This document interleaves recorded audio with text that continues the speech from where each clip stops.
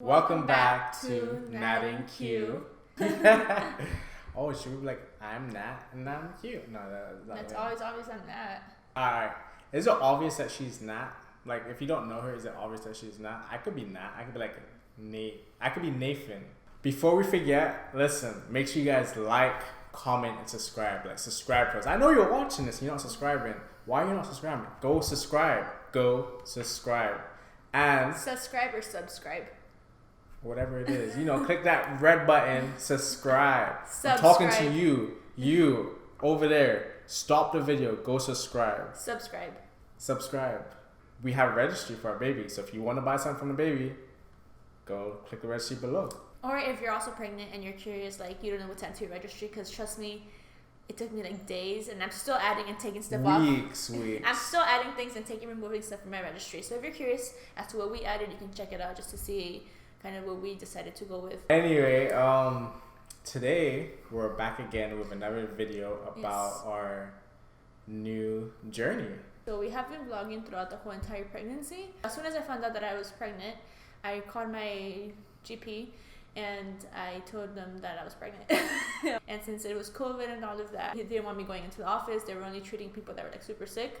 So I did a televisit with him where I told him that I took like 3 tests and they all came out positive.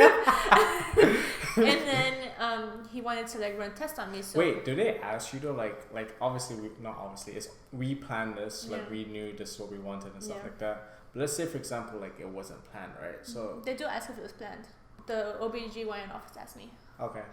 Is that like awkward? Like you're like, oh no, it wasn't planned. So like why do they need to know if it was planned or not? Because in some states it's illegal to like induce an abortion.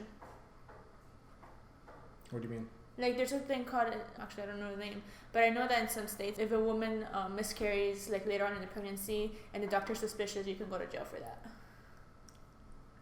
Even if it's not the woman's fault and the doctor like is like very pro-life and suspects that the woman like did something to like harm the baby, they can call the cops and you can get investigated. Yo, snitches. I know. Snitches. Anyway. So basically, if you're pregnant and you didn't plan to be pregnant, you better tell your OBGYN that you plan to be pregnant because that is crazy. Yeah. Damn. But anyway, so I did. Wait. How do you know this? Because I saw like a whole thread about it on Twitter. Wow, the things you know. Yeah.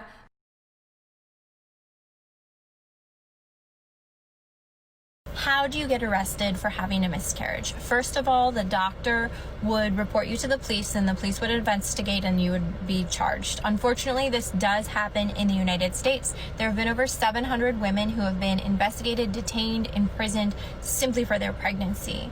However, most doctors are really good people and they would never do this. But as long as these laws are in place, some doctors who are bad, who are pro-life, they do this to women, and that's why there are women that have been imprisoned, investigated, simply for their pregnancies. Anyway, so I did a televisit, and then he wanted to like confirm my HCG levels, which is like the hormone that usually goes up during pregnancy, and just like basic tests like cholesterol, all that kind of stuff. The first clip you guys will see right now is the clip of us going to get my lab work done before we saw the OB. Good morning, guys. So this week I did a televisit with my primary care physician because of the news. He basically just requested to get lab work done. So Quincy and I woke up very early. We woke up at 6 a.m.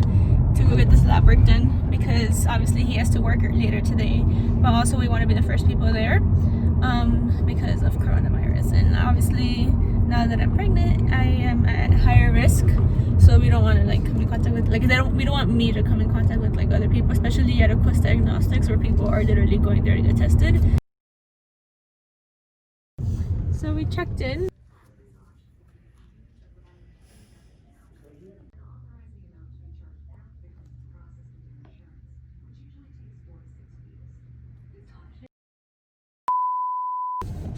And the lady called me a couple minutes after sitting down and she said, do you have an appointment? And I was like, no. She's like, oh, we don't do walk-ins at this one. You have to go to this other location down the road. And I was like, I'm annoyed because I had another one picked out and Quincy just went to the one that he knew. So like I could have just gone to one that I knew did walk-ins. But it's okay. And then the new one, they open at 7 and it's 6:48. So I guess we'll be there early, which is good. I guess we'll be the first people there. But yeah, I'm glad I don't need to be like that bad. So it's not too bad. Guys, so one of our friends is actually the same Quest Diagnostics that we're at right now. The thing is, she hasn't seen us because we're in the car, we're waiting for it to open. But she doesn't know that I'm pregnant yet because we haven't told anyone. So this is gonna, hopefully they like don't ask anything specific. She doesn't have a face camera. Oh, they might send her home, we'll see. we might be gone before she gets here. Because the thing is, I do obviously want to see her, but like, I'm here to get like some... She's gonna hug you too. Yeah, and like that's not something I want to do right now, so like we'll see. All right, I'll keep you guys updated.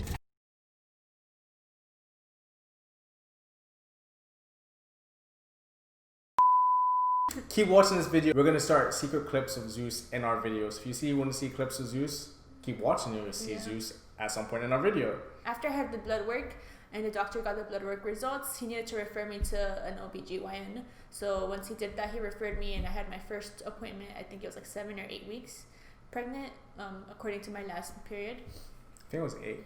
Yeah, something like that. I'm not 100% sure. So the next clip you'll see is of my first appointment where they confirmed the pregnancy.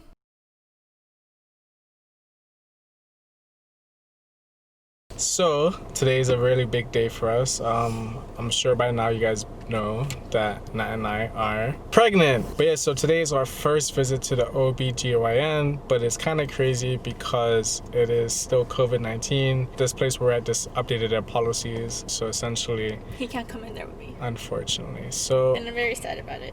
It's okay. I also feel very nauseous. So I was getting really car sick, that's why I couldn't talk. I'm hopefully gonna screen record, but I found out also that Apple does not allow you to screen record with audio, so I'm gonna use this camera to try but only when it comes to FaceTime, or is it always? FaceTime or phone calls. Okay. So I'm gonna try and record the audio on this, so we'll see how that goes.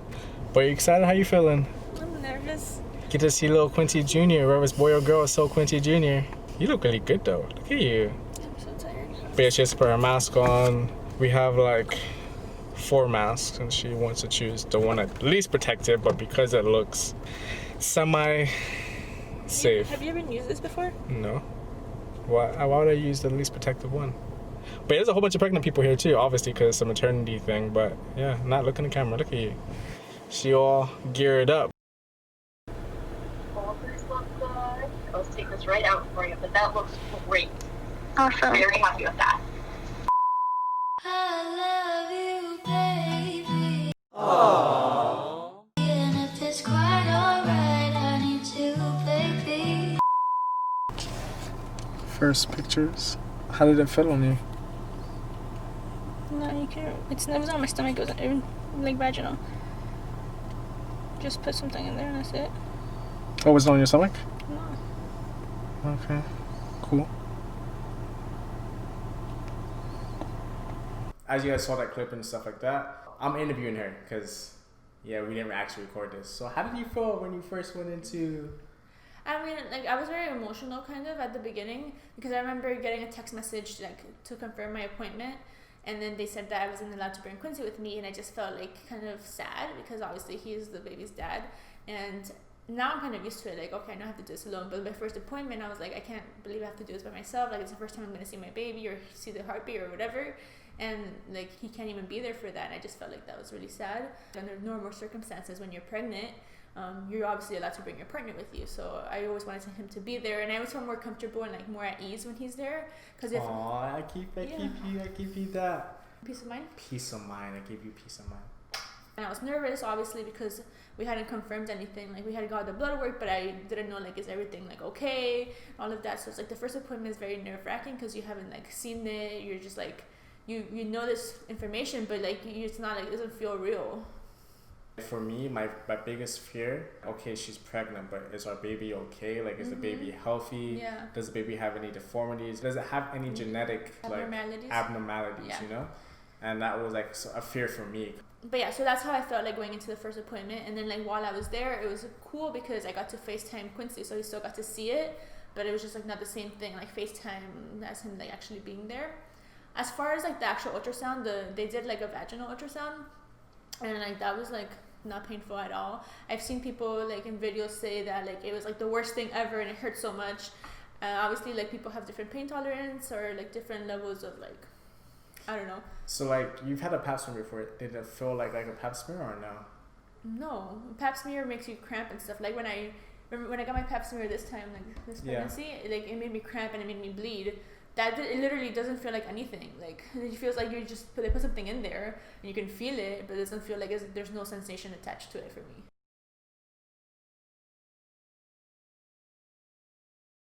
The doctor even said like, oh, do you want to like insert it or do you want me to do it? And I was like, you can just do it. Because like they always ask that because they want you to feel comfortable and like maybe like for you if it hurts you like you want to do it slowly, but for me she puts like lube on it, so I wasn't like. I mean, are you not supposed to always put lube on that? Yeah, of course, but like. You're like, for me, she put lube on it. No, like, she, it's like I'm saying, like, it didn't hurt me at all. That's good, baby. That's and then good. she checked like my ovaries and she checked like everything looked good. We looking good down there? Yeah. Alright, cool. So from what she saw, she could see that's what it looked like. Everything looked fine. And then we got to see the baby and like a flicker, which was the heartbeat. I don't think we can hear the heartbeat at that point because it was too early, but we can see like a flicker. The thing about like the first appointment is that it was so early that you couldn't really like see a defined like head or like a body or anything like feet or anything like that. Like it was just literally. Is that a fetus? It was like an embryo. It was an embryo. It was an embryo at that point. I'm pretty sure. You couldn't really see anything defined, so it was just like I can see it, but like we couldn't really see if everything was still okay. She did say in the video, she's very happy about the way everything looked.